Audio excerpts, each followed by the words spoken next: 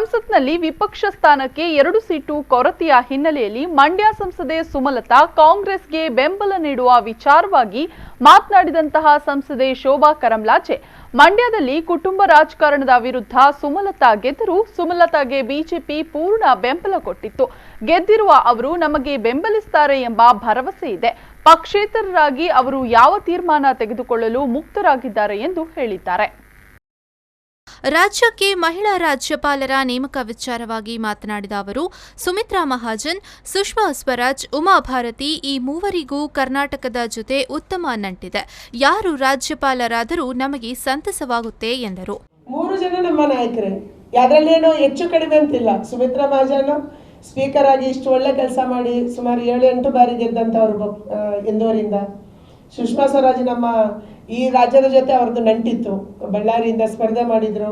ನಮ್ಮ ರಾಜ್ಯದ ಮಗಳು ಅಂತ ಹೇಳಿ ಆ ಭಾಗದ ಜನ ಇವತ್ತಿಗೂ ಬಳ್ಳಾರಿಯ ಜನ ಹೇಳ್ತಾರೆ. ಉಮಾ ಭಾರತಿ ಕೂಡ ಕರ್ನಾಟಕದ ಜೊತೆ ನಂಟಿದೆ.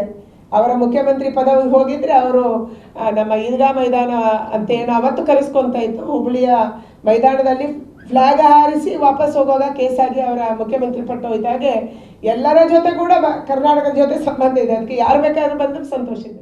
ದಕ್ಷಿಣದ ರಾಜ್ಯಗಳ ಮೇಲೆ ಹಿಂದಿ ಭಾಷೆ ಹೇರಿಕೆ ಆರೋಪದ ಕುರಿತು ಸಿದ್ದರಾಮಯ್ಯ ಆಕ್ರೋಶಕ್ಕೆ ಶೋಭಾ ಉತ್ತರ ನೀಡಿ, ಈ ಬಗ್ಗೆ ಯಾರು ಆಕ್ರೋಶ ವ್ಯಕ್ತಪಡಿಸುವ ಅಗತ್ಯ ಇಲ್ಲ. ಮೊದಲು ರಾಜ್ಯದಲ್ಲಿ ಕನ್ನಡ ಕಲಿಕೆ ಕಡ್ಡಾಯ ಮಾಡಲಿ. ಬೆಂಗಳೂರಲ್ಲಿ ಜನ ಕನ್ನಡವೇ ಮಾತನಾಡಲ್ಲ.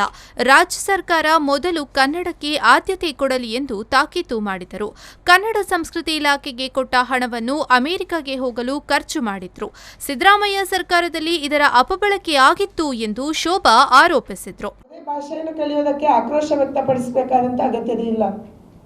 ಕನ್ನಡವನ್ನ ಕಲಿಸುವುದನ್ನ, ಕನ್ನಡವನ್ನ ಕಂಪಲ್ಸರಿ ಮಾಡೋದನ್ನ ಈ ಸರ್ಕಾರ ಮೊದಲು ಮಾಡಬೇಕು. ನೀವು ಬೆಂಗಳೂರಿನ ಕೆಲವು ಭಾಗಕ್ಕೆ ಹೋದ್ರೆ ಕನ್ನಡನೇ ಮಾತಾಡಲ್ಲ. ಬೆಂಗಳೂರಿನ ರಾಜಧಾನಿಯಲ್ಲಿ ನಾನು ಸ್ವತಃ ಅನುಭವದಿಂದ ಹೇಳ್ತಾ ಇದ್ದೀನಿ. ನಾವು ಹೋದ್ರೂ ಕೂಡ ಅವರ ಭಾಷೆಯಲ್ಲಿ ಮಾತಾಡುವಂತ ಪರಿಸ್ಥಿತಿ ಕೆಲವು ಭಾಗದಲ್ಲಿ ಇದೆ. ಮೊದಲು ಅದನ್ನು ಬದಲಾಯಿಸುವಂತ ಪ್ರಯತ್ನವನ್ನ ರಾಜ್ಯ ಸರ್ಕಾರ ಮಾಡಲಿ. ಕನ್ನಡಕ್ಕೆ ಆದ್ಯತೆ ಕೊಡಲಿ. ಕನ್ನಡದ ಮಕ್ಕಳಿಗೆ ಒಳ್ಳೆಯ ಶಿಕ್ಷಕರನ್ನು ಕೊಡಲಿ. ಆ ಶಿಕ್ಷಕರು ಸರಿಯಾಗಿ ಕೆಲಸ ಮಾಡುವಂತೆ ನೋಡ್ಕೊಳ್ಳಿ. ಒಳ್ಳೆಯ ರಿಸಲ್ಟ್ ಬರುವಂತೆ ನೋಡ್ಕೊಳ್ಳಿ. ಸಿಎಂ ಗ್ರಾಮ ವಾಸ್ತವ್ಯ ವಿಚಾರವಾಗಿ ಮಾತನಾಡಿದ ಶೋಭಾ, ಕಳೆದ ಬಾರಿ ವಾಸ್ತವ್ಯ ಮಾಡಿದ ಗ್ರಾಮಗಳ ಸ್ಥಿತಿ ಏನಾಗಿದೆ? ಗ್ರಾಮ ವಾಸ್ತವ್ಯದಿಂದ ಅಭಿವೃದ್ಧಿಯಾಗಿಲ್ಲ.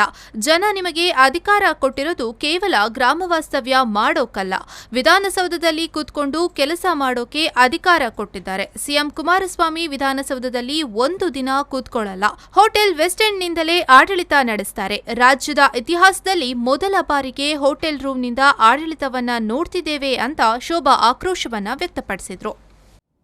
ಗ್ರಾಮ ವಾಸ್ತವ್ಯ ಕಳೆದ ಬಾರಿ ಎಲ್ಲೆಲ್ಲಿ ಮಾಡಿದ್ದಾರೆ, ಅಲ್ಲಿ ಏನಾಗಿದೆ ಆ ಗ್ರಾಮದ ಪರಿಸ್ಥಿತಿ ಅಂತ ಅವರು ಒಂದ್ಸರಿ ತಿರುಗಿ ನೋಡ್ಕೊಳ್ಳಿ.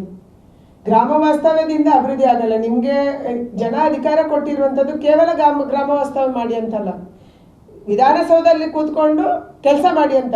ಇವತ್ತಿನ ತನಕ ಮುಖ್ಯಮಂತ್ರಿಗಳು ವಿಧಾನಸೌಧದಲ್ಲಿ 1 ದಿನ ಕೂತ್ಕೊಳ್ಳಲ್ಲ.